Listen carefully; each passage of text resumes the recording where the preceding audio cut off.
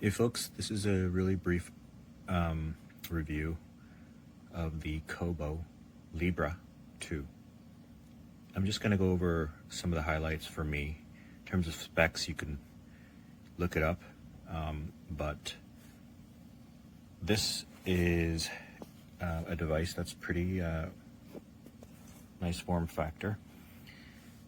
The obvious thing you can see here is the large bezel on the side and the two buttons.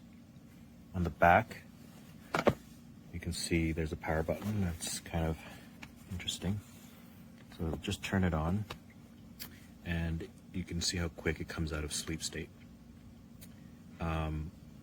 The form factor allows you to kind of go page up, page down when you're holding it in this direction. And you can also, if you're a left-handed person, flip it over and then these buttons obviously exchange. But the cool part of this device, I really like holding this device in this orientation. You get wider lines, more characters per row. And again, these buttons switch to, page up, page down. Very cool. I love that. That's my favorite part of this device.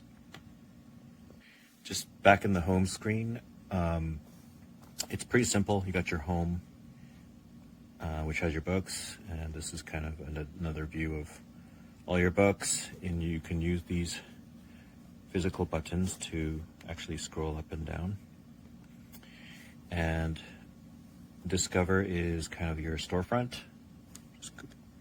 and the menu brings you, or more, gives you the settings and other miscellaneous features. Now inside RESPONSABILIDAD, one thing you'll notice is Bluetooth connection, and this thing supports audiobooks. I personally don't have any, but it's nice to have, nice to know that you have it in case you get into any audiobooks. In terms of the interface I just reviewed, one thing that's hidden is if you press and hold a book, additional items appear, kind of like a right-clicking on icon on your PC. And I'm just going to say read now. One, I really like the refresh of this device. Like, that is darn fast. If you're coming from a budget end device, like just the entry-level Kindles, which are about $60, it's very slow, but this is pretty fast. The equivalent priced device from Kindle is the 6.7-inch Kindle. Similarly priced. This is a $200 device, and the Kindle 6.8-inch screen, which is basically what this is around $200 as well. So pretty cool. I think it comes down to what ecosystem you prefer.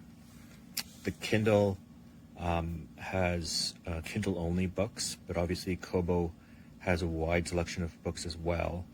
On top of that, at least for me, the public, I can sign out public library books with the Kobo, but I can't with the Kindle unless I do a bunch of hacks, so not into that.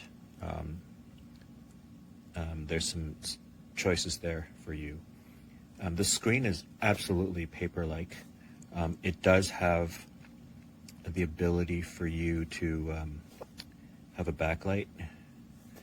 I find that at 30%, it's about my sweet spot when it's pitch black. Anything more than that, it's quite bright and blinding. So I actually just leave it off.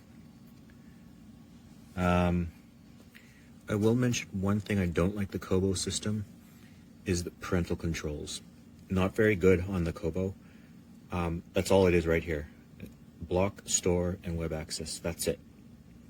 Whereas on the Kindle system, you can actually set up additional child profiles. So for example, I have 3 Kindles, entry-level Kindles for my kids. They love to read, which is great. I have 3 different profiles for them. and each of them has their own sets of books that I allow them to read. And they cannot enter the storefront. They can't read any other books other than the ones I approve. This, however, is very basic. If I block store web access, cool, except now I hand this device, and since they're on my profile, they can read any book that I purchased, which probably may not be the most appropriate for children.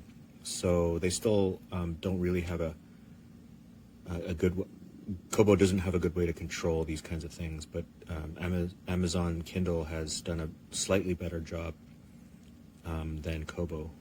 So that's a big showstopper for me to convert all of my ebook reading to Kobo. One last thing I will say, that this is apparently waterproof, 100% waterproof, which is kind of good because I can take this Kobo out and read in the pool or the hot tub and should be safe from that. Personally, I haven't done it yet. I don't like to read in the pool.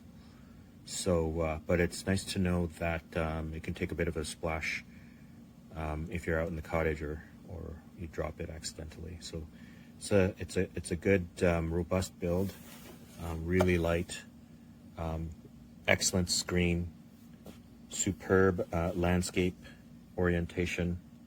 I absolutely love it. So really solid device, minus the parental controls on the Kobo system, and it's really comes down to whether or not you like the Kobo ecosystem for books or the Kindle. That's completely up to you. But honestly, I can't find anything other than those things to knock off of this Kobo Libra 2. Hope that helps.